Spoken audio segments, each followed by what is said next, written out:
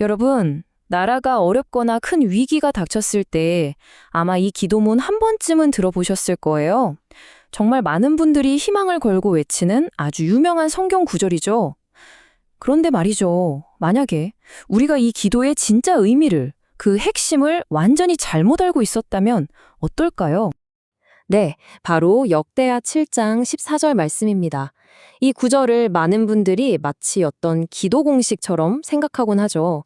우리가 이렇게 저렇게 하면 하나님께서 짜잔! 하고 이 땅의 문제를 해결해 주실 거라는 그런 희망의 메시지로요.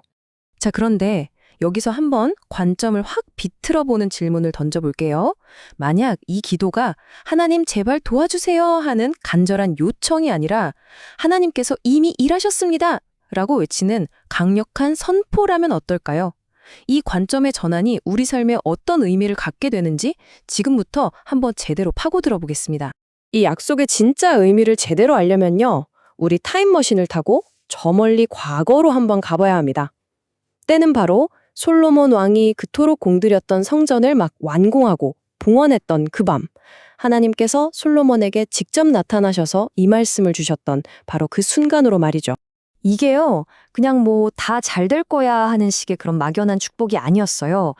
이건 훨씬 더 무겁고 아주 엄숙한 약속, 바로 언약이었습니다. 다시 말해 양면성이 뚜렷한 계약서 같은 거였어요.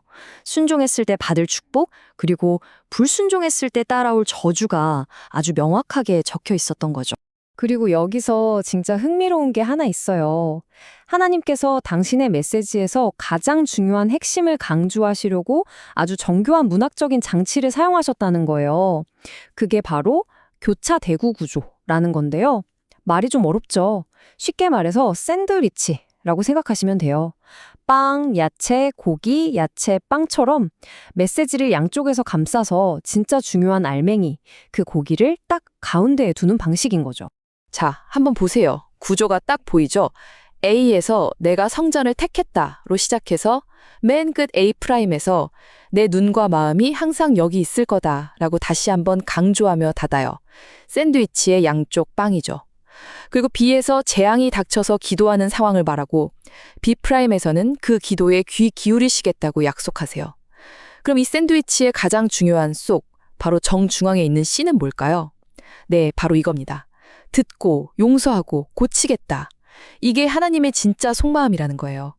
재앙 자체가 목적이 아니라 그 과정을 통해서라도 당신의 백성을 돌이켜서 결국엔 치유하는 것. 이게 하나님의 핵심이라는 걸 이 구조가 너무나 명확하게 보여주고 있는 거죠. 하지만 이 언약에는 이렇게 희망적인 면만 있었던 게 아닙니다. 동전의 반대편처럼 불순종했을 때 어떤 일이 벌어질지에 대한 아주 서늘한 경고가 바로 뒤따랐거든요. 경고는 정말 섬뜩할 정도로 분명했습니다. 만약 너희가 나를 버리면 내가 준 이 땅에서 너희를 뿌리째 뽑아버릴 거고 이 화려한 성전조차도 내 눈앞에서 던져버릴 거다. 정말 강력한 경고죠.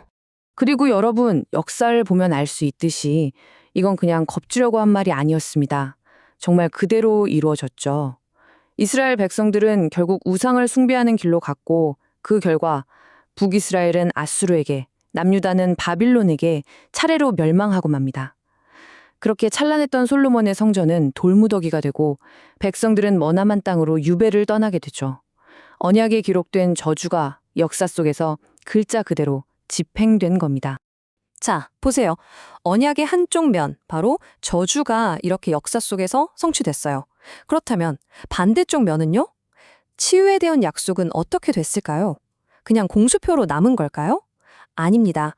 이제 이야기의 초점을 그 약속이 어떻게 궁극적으로 성취되는지로 옮겨보겠습니다.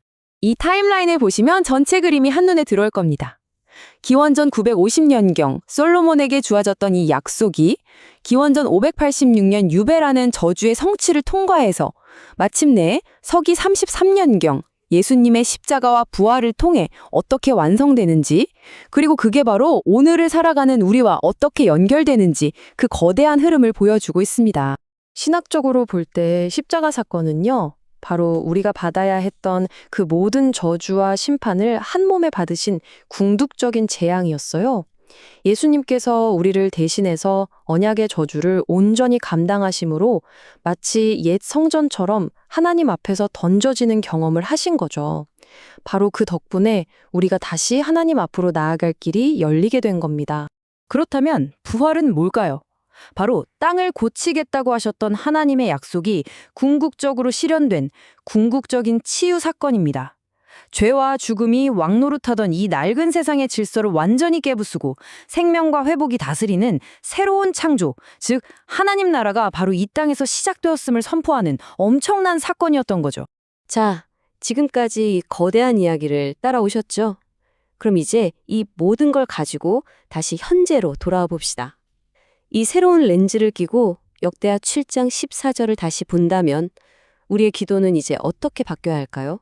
아니, 어떻게 바뀔 수밖에 없을까요? 이 표가 그 차이를 아주 명확하게 보여줍니다. 보세요. 왼쪽의 옛 관점은 뭐죠?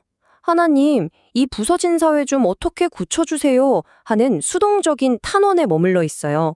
그저 멀리서 하나님이 개입해 주시기만을 기다리는 거죠.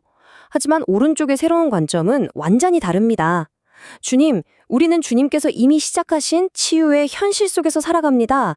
라고 외치는 능동적인 선포가 되는 거예요. 기다리는 사람이 아니라 이미 이 땅에 임한 하나님 나라의 시민으로서 행동하는 사람이 되는 거죠. 이건 더 이상 절망 속에서 드리는 기도가 아니라 승리를 확신하며 싸우는 영적 전쟁의 기도가 되는 겁니다. 그리고 여기서 하나님이 고치신 땅이 뭘까요?